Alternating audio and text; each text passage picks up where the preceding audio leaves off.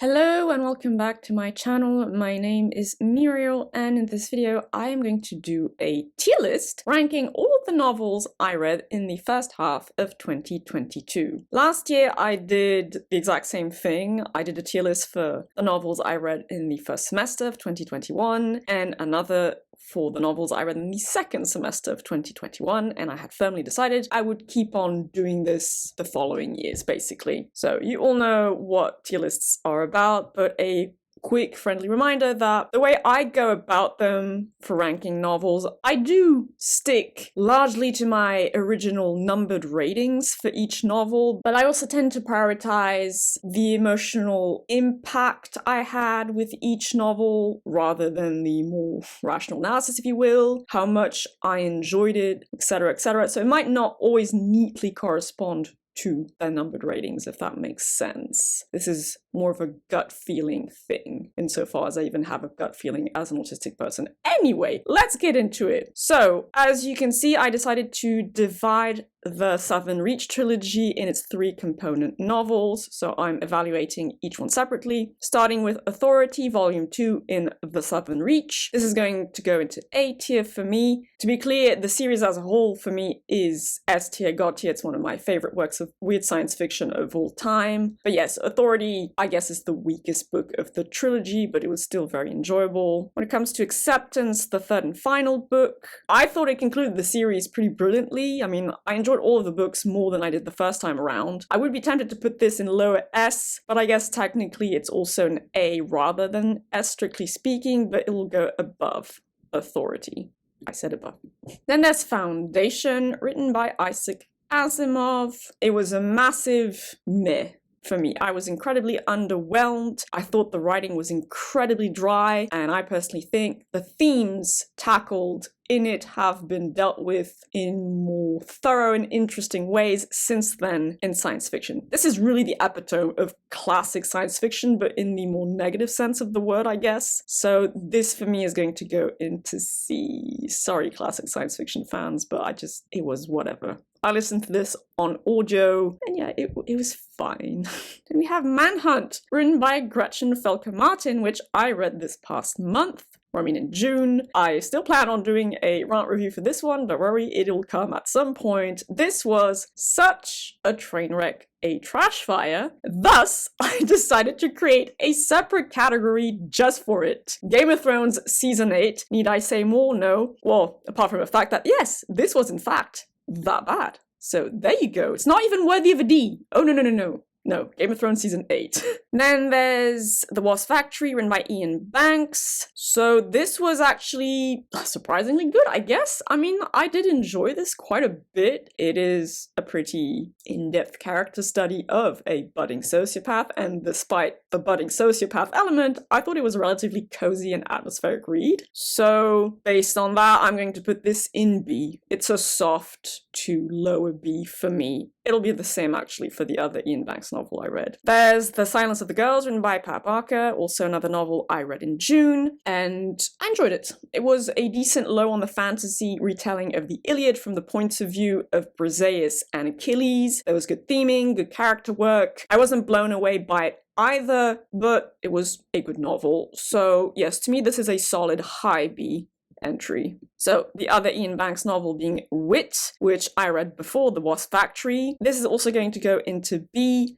Honestly, these two equal one another. I rated them both with a 6.5 out of 10. I enjoyed both. Wit also is basically a character study. It's a fairly quirky story too, and I could relate to the main character, Isis Wit, so yes, both soft B entries. And there's Normal People, written by Sally Rooney, an unexpected new literary fiction favorite. I love this. It wrecked my heart. I still plan on doing a dedicated book review for this. I felt all the feels, and I mean, it worked for me for very, very specific reasons, but yes, a new favorite, so because of this, it's going into A tier. Dark Matter, written by Michelle Paver, another one I read in June. I also read this in June. So Dark Matter is a fairly short ghost or haunting story taking place in the Arctic Circle. Very atmospheric. It did remind me of The Terror, written by Dan Simmons, which will also go into this tier list. Yeah, I enjoyed it for what it was. I was a bit disappointed by the ending. But yes, it was a nice, supernaturally flavored literary snack, as I put it in my last reading wrap-up. So this will go into B as well. And I mean, again, these pretty much equal one another. The Magicians, written by Lev Grossman, another new fantasy favorite of mine. Again, I thoroughly enjoyed this. I listened to this on audio and the narrator did an absolutely fantastic job with it. Yeah, I enjoyed the representation of mental illness, depression more specifically. I enjoyed the characters who were very flawed people. It's a very darkly whimsical tale, or whimsically dark tale, both I guess. So this is obviously going to go into A as well. It's on the same level as Normal People, really, so it doesn't really matter which one comes first. Then there's Annihilation, so the first novel in the Southern Reach trilogy. This deserves to go in S. I mean, like I said, once again, the Southern Reach as a trilogy, as a literary whole, goes into S for me, but I'm going to put the first one in S specifically because I think it works absolutely brilliantly as a standalone and as the first entry in the trilogy. But so keep in mind, like, together they basically all go into S. But so yes, this one most definitely just a masterpiece, really. Right, so then there's Le Bal des Loups, written by Mireille Calmel. This is a light fantasy historical fiction duology, but as you can see, I'm treating it as a whole. I didn't divide it into its two component novels because it doesn't need to be. It was a reread for me. I read this for the first time a long time ago, more than 10 years ago, and I was very disappointed, just very underwhelmed. Some of the things that worked for me back then clearly don't work for me anymore as an older and more mature reader. The first one was fine enough, enjoyable enough, but the second one just went extremely downhill, had a nonsensical and rushed ending. There were some elements that left a bad taste in my mouth. The timeline was rushed as well. The characters, I didn't really care about anyone, etc. So yeah, this is also going to go into C. And I'll put it behind Foundation. I'm gonna give some credit to the OG here. And then we have The Birthday of the World and Other Stories, written by Ursula K. Le Guin, my favorite Le Guin collection of short stories.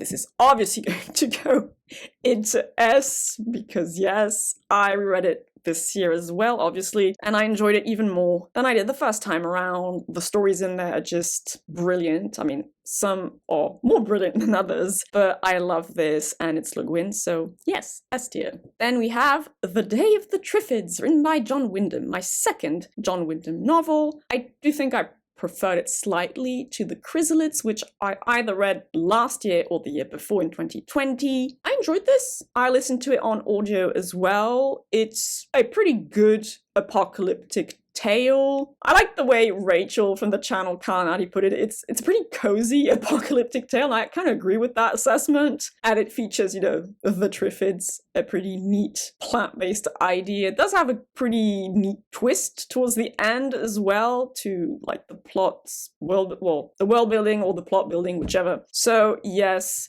this is also going to go into B. It's a low B. Again, all of these basically equal one another. I think I rated all of these at a 6.5. Maybe this one a 6, but yeah, so right there. Then we have Elder Race, written by Adrian Tchaikovsky, a new science fiction favorite of mine. I rated this at 10 out of 10. Very rare for me. It just basically perfect or near enough novella dealing with Arthur C. Clarke's third law of science fiction and the maladaptive management of severe chronic depression, amongst other secondary themes, but those are the two main ones that stood out to me. The world building was balanced, the character work was balanced, the plotting was just what it needed to be. I love this. So obviously this is going to go into S tier. Well, precedence goes to Ursula K. Le Guin, so I'm gonna plonk it here. Or, well, I guess in my mind, novella goes below a trilogy. Don't ask me why, that's just the way it is. Then there's The End of Men, written by Christina Sweeney Baird. So this is also an apocalyptic tale, if you will, a gender plague apocalypse tale. It was fine. I mean, I did read it at a very bad time in my life, right after my traumatic breakup. I thought the theming was a bit superficial. There were issues with the world building, some glaring issues too, though there was good emotional delivery is what I'm going to call it. I did feel things. I could empathize with some of the characters. The story itself was fine overall, but yeah, a bit lackluster. So this is also going to go into C.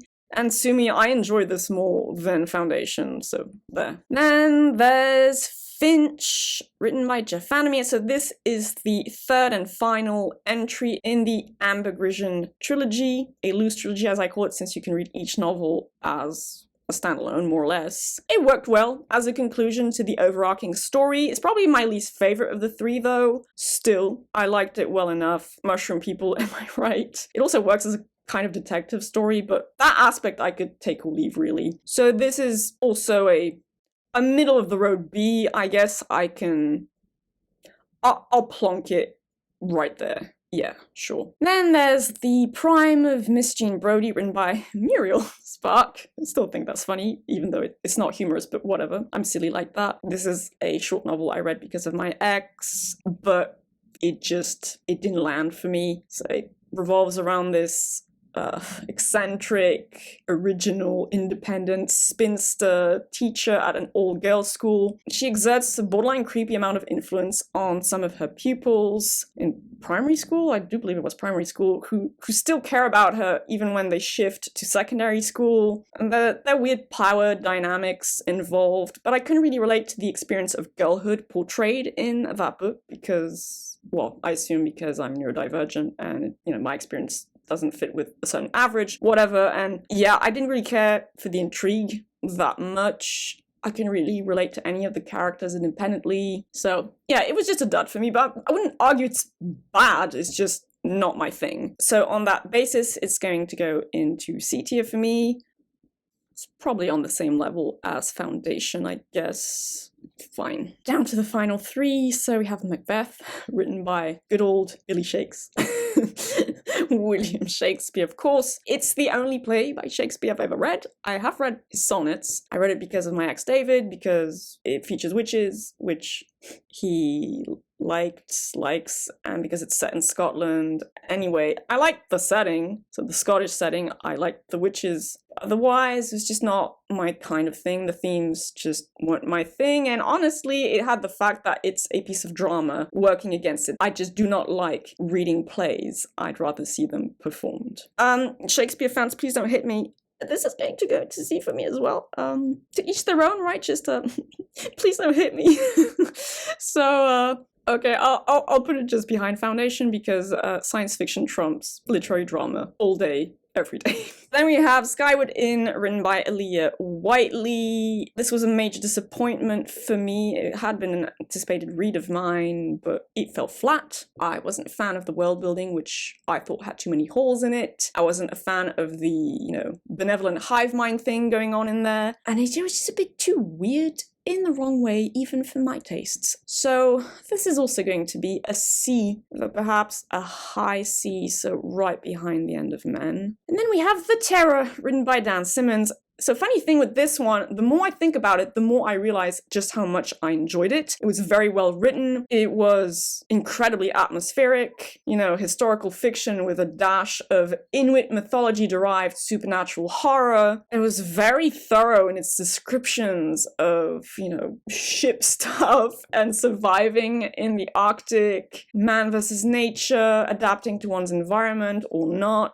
It's just really, really good. Originally, I rated it with a 7 out of 10, then I bumped it up recently to 7.5, so this is definitely a very high B, even perhaps a lower A, and right now I'm feeling generous, so it's going to go into low A tier. Right, so quick look over this. So these three is perfect. This is good as well. Like I said, honestly, these four, they equal one another, so the order in which I place them doesn't really matter, and this feels right as well. So nothing in D, as you can see, though. This thing in Game of Thrones Season 8. So it's not too bad, right, for the first half of the year. A few A's, a few S's. Pretty decent. So hopefully the second half will be just as overall Good. That's it for this tier list. If you want to comment on any of the books on this tier list, please feel free to do so in the comments down below. But in the meantime, I hope you will have a lovely day, evening, or whichever time of day you prefer. Do take good care of yourselves. Thank you for the continued support, and I shall see you all reasonably soon